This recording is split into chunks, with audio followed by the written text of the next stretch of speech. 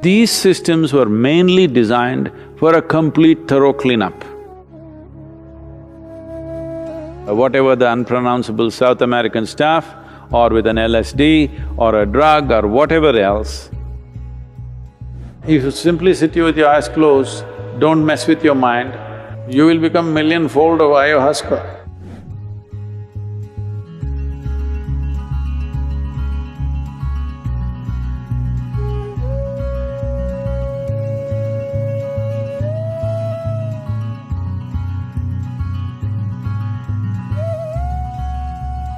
Now, you need to understand what the tribal societies did had a multi-purpose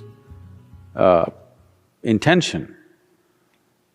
When it is not just in South America, there are such things in India also, which are of maybe not of the same species of plants but are of different nature, that a full cleanup happens. This was very essential for people who lived in forests, because if you live in nature, suppose you go out and live in a jungle, the number of parasites which live in your body will multiply, the variety and the number will multiply manifold. Recently there is a study which has been published which says there is a particular kind of parasite which is mainly present in the cat's excrement. If you played around with the cats and cat's excrement was around you, it is very much possible that this parasite is within you. This is not the only one. If you really put this under the scanner, there are many parasites, many of them. So once you live in nature, exposed to natural elements, the number of parasites which will reside in the body will greatly be enhanced. Some parasites could be dangerous to life, some parasites could cause damage to the system, but most others don't. They subsist on you and they also contribute something, so the body doesn't fight them too much and it goes on, the affair goes on without you knowing about it. That's okay. But over a period of time, as their numbers increase, they have to be cleaned up. So these systems were mainly designed for a complete thorough cleanup. In India, we have various methods where not always with hallucinogenic substances, but there are also concoctions with hallucinogenic things where it's complete purging, because in India we don't believe in bringing it back, we want to pump it down. So there are systems with which if you drink water after 2 hours, just pure water will come out. To that extent, your entire alimentary canal is just cleaned up thoroughly. This is something that was regularly done to all of us when we were growing up. Once a month, everybody has to go through total purging. Without that, they never believed there is going to be health, because this was one way of handling any kind of parasite that may grow. Not all parasites are in the form of worms or tapeworms or roundworms or whatever. There are parasites that you cannot see, they're micro in nature, you cannot see them but they exist. But to clean them up, and the maximum number of parasites normally reside in your digestive tract. And the blood parasites and the cellular parasites are there, but there is a way to impact them. These are all relatives. The parasites need an ecosystem of their own. If you completely remove the parasite presence in your digestive tract, the other parasites generally cannot subsist except a few, others cannot subsist because they need an ecosystem of their own kind. So to destroy that ecosystem periodically was a part of the tribal life, otherwise people would slowly get sick or dull and die early. All these things used to happen. Along with that, there is also a cleansing of emotional and psychological backlog that is building up within the human being. But once you use outside chemicals or substances to do these things, in some way you will get addicted to it, or in some way you will become limited to that process.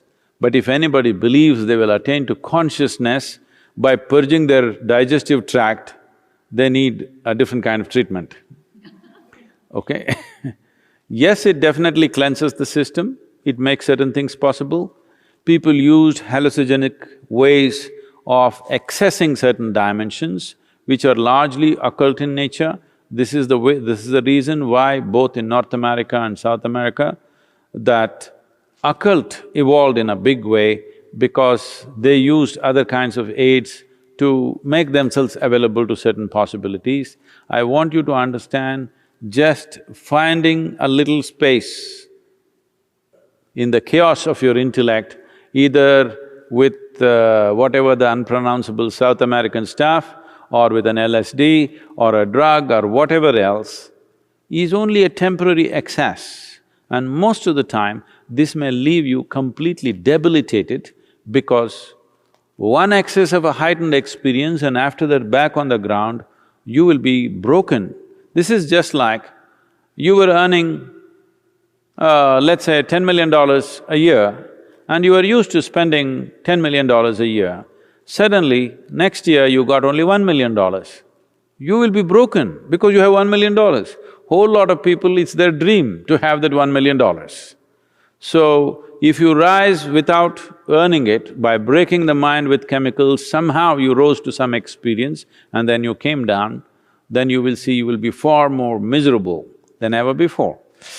I told them in India, people were complaining, Sadhguru, you're doing Bhava Spandanas only in America, you're not doing in India, you must do at least one in India.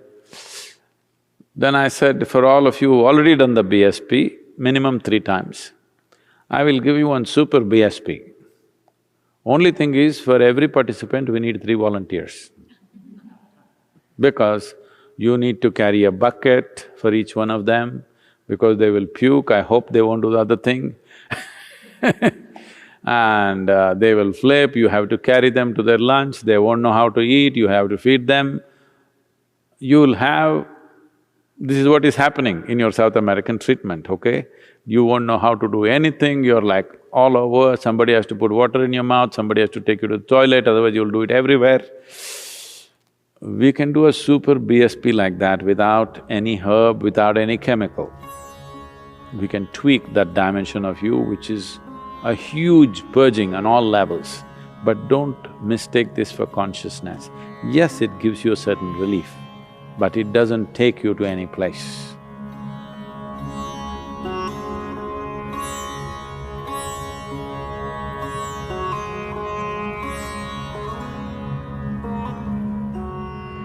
First of all, it's not a shortcut, it's a very long drawn-out process of endless puking and getting your intestines out, literally.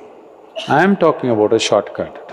If you simply sit with your eyes closed, don't mess with your mind, you will become millionfold of ayahuasca, okay? You should just learn how not to mess with your mind, that's all. So, somebody wants to put a chemical and beat your mind down totally and give you some experience. See, please understand, you're walking on the street, if you take a stick and hit you on the head, that also will give you experiences, do you know? No, I'm not saying just of pain. People go through various levels of hallucinations when they're unconscious. Some people have pleasant experiences, some people have very unpleasant experiences. The same happens with this South American treatment also. Some people have such a bad experience that they never again want to go there, some people like it. So even if you bang your head on the wall, it can happen, because all it needs is that you're out of your memory sphere, that's all. You're still conscious, but you're out of the memory sphere, you will explode. So how to separate you from your memory? Shall we do it with chemicals or shall we do it with awareness is the only choice we have. Either we can do it with devotion or intensity of emotion or energy or awareness, we can do this. Now, chemicals if we use also, people have used LSD and felt fantastic, okay, they vouch by that. You are a bit too late.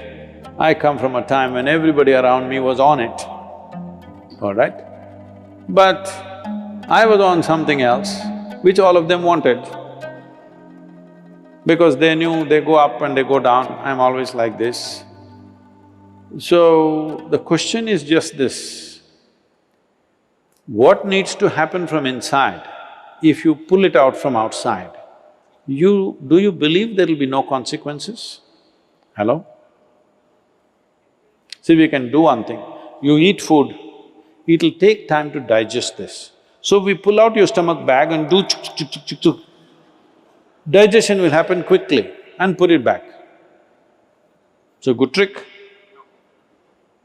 But you think it'll not have any consequence? This is all you're trying to do. So you can… see, people are always trying to weave a philosophy around those things about which they're compulsive.